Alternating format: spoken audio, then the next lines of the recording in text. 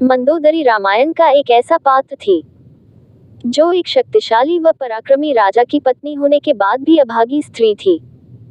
उसका चरित्र गुणवान, धर्मपालक व शिक्षाप्रद था। तभी उसे हिंदू धर्म की सर्वोच्च सम्मान प्राप्त 5 नारियों में स्थान दिया गया, जिन्हें हम पंचकन्या के नाम से जानते हैं। उसने सीता हरण के बाद से लेकर रावण वध तक हमेशा सीता को लौटा देने व अपने पति को सही मार्ग पर लाने की भरपूर चेष्टा की थी, लेकिन असफल रही। मंदोदरी के जन्म की कथा बहुत ही रोचक है। वह अपने पूर्व जन्म में मधुरा नाम की एक अप्सरा थी। एक दिन वह भगवान शिव से मिलने कैलाश पर्वत पहुंची। वहां जाकर उसने भगवान शिव को ध्यान मुद्रा में देखा व उन पर सम्मोहित हो गई। उनको अकेला पाकर उसने महादेव को रिझाने का प्रयास किया। इतने में माता पार्वती वहां आ गई। उन्होंने भगवान शिव की राख को मधुरा के शरीर पर लगे देखा। ये देखकर माता पार्वती अत्यंत क्रोधित हो गई। उन्होंने उसे जीवन भर धरती पर एक कुएं में मेढक के रूप में रहने का श्राप दिया। ये सुनकर मधुरा विलाप करने लगी। भगवान शिव और माता पार्वती से क्षमा याचना करने लगी। शोर सुनकर महादेव का ध्यान टूट गया। उन्हें सब घटना का ज्ञान हुआ। महादेव को मधुरा पर दया आ गई व उन्होंने उसके श्राप की सीमा 12 वर्ष तक कर दी। उसके बाद उन्होंने उसे एक सुंदर कन्या के रूप में जन्म लेकर हमेशा कुंवारी रहने का वरदान दिया। इस प्रकार वह एक पंचकन्या बन गई। मंदोदरी के माता पिता एक राक्षस व अप्सरा थे, जिन्होंने उसे गोद ले लिया था।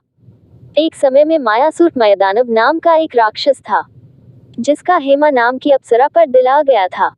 फलस्वरूप दोनों का विवाह हो गया।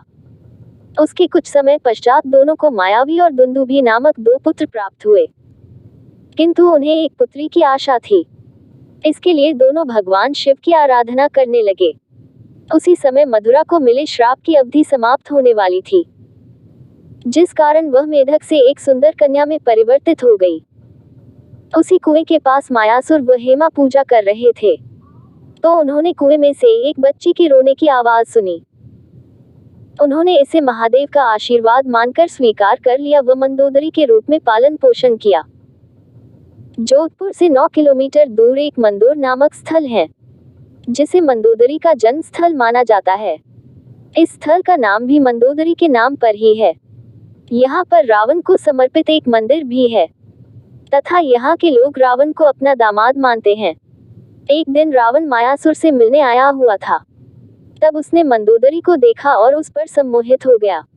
उसने मंदोदरी के सामने विवाह का प्रस्ताव रखा, जिसे मंदोदरी ने स्वीकार कर लिया। इसके बाद दोनों का विवाह संपन्न हुआ, तथा मंदोदरी ने रावण के 2 पुत्रों को जन्म दिया, जिनका नाम मेघनाद, इंद्रजीत व अक्षय कुमार था। इसमें अक्षय कुमार की मृत्यु हनुमान व मेघनाद की मृत्यु लक्ष्मण के हाथों हुई थी। मंदोदरी के अलावा रावण ने 2 और शादियां की, जिसमें उसकी दूसरी पत्नी का नाम धन्यमालिनी व तीसरी पत्नी का नाम अज्ञात है। विवाह के पश्चात मंदोदरी रावण के साथ लंका आ गई। वहां की प्रमुख महारानी बन गई। राक्षसों के बीच में रहने के पश्चात भी मंदोदरी एक अच्छे हृदय की नारी थी, साथ में पतिव्रता भी। उसने अपने पति के द्वारा किए गए हर अनुचित कार्य में उन्हें समझाने का प्रयास किया, लेकिन रावण उसकी एक नहीं सुनता था। अपने पति के द्वारा ना सुनने पर वह अंत में उसके साथ ही खड़ी रहती थी।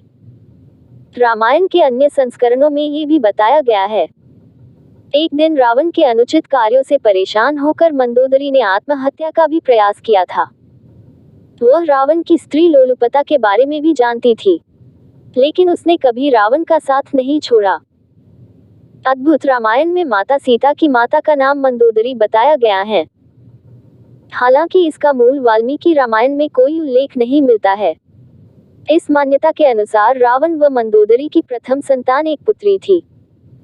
सीता को पूर्व जन्म में वेदवती बताया गया है, जिसने रावण के अत्याचार से तंग आकर आत्महत्या कर ली थी। उसे श्राप दिया था कि अपने अगले जन्म में वह उसकी मृत्यु का कारण बनेगी। इससे डरकर रावण ने सीता के जन्म होने पर उसे समुद्र में बहा दिया था। तत्पश्चात सीता समुद्र में बहती हुई जनक की नगरी तक पहुंच गई व उन्हें मिल गई। जनक की नगरी में ही उसका पालन पोषण हुआ। बाद में जाकर वही रावण की मृत्यु का कारण बनी। रावण ने अपने जन्म में कई अनुचित कार्य किए थे तथा मंदोदरी ने हमेशा उसे समझाने का प्रयास किया था, लेकिन जब उसने मां लक्ष्मी के रूप माता सीता का अपहरण किया तब मंदोदरी बहुत घबरा गई थी। रामायण में कई बार इसका प्रसंग आया है। मंदोदरी ने अंतिम समय तक रावण को समझाने का बहुत प्रयास किया कि वह सीता को लौटा दे तथा श्री राम की शरण में चला जाए। उसने केवल रावण को ही नहीं अपितु अपने पुत्र मेघनाद को भी समझाने का बहुत प्रयास किया, लेकिन विफल रही। एक बार तो उसने रावण पर तंज कसते हुए यहाँ तक कह दिया था कि जब वह श्री राम के छोटे भाई लक्ष्मण के द्वारा खींची गई एक सामान्य रेखा को ही पार नहीं कर सका था, तो वह स्वयं नारायण के रूप श्री राम से कैसे जीतेगा। ये सुनकर रावण मंदोदरी पर अत्यधिक क्रोधित हो गया था। एक बार मंदोदरी ने माता सीता की प्राण रक्षा भी की थी। रावण ने माता सीता के अपहरण के पश्चात उन्हें अशोक वाटिका में रखा था तथा समय समय पर उन्हें उससे विवाह करने का दबाव डालता था। एक दिन सीता पर दबाव डालते हुए रावण इतना क्रोधित हो गया था, उसने अपनी खड्ग उठाकर सीता का वध करने का प्रयास किया था। ये देखकर मंदोदरी ने रावण का हाथ पकड़ लिया था, उसे ऐसा न करने की याचना की थी। मंदोदरी के इस प्रकार सभी के सामने याचना करने पर रावण वहां से चला गया था। जब श्री राम ने रावण का वध कर दिया तो मंदोदरी युद्ध भूमि में आकर प्रलाप करने लगी।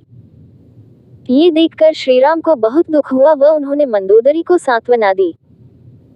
इसके साथ ही श्री राम ने विभीषण को परामर्श दिया कि वह अपनी भाभी मंदोदरी से विवाह कर उन्हें पुनः लंका की प्रमुख महारानी होने का सम्मान प्राप्त करे।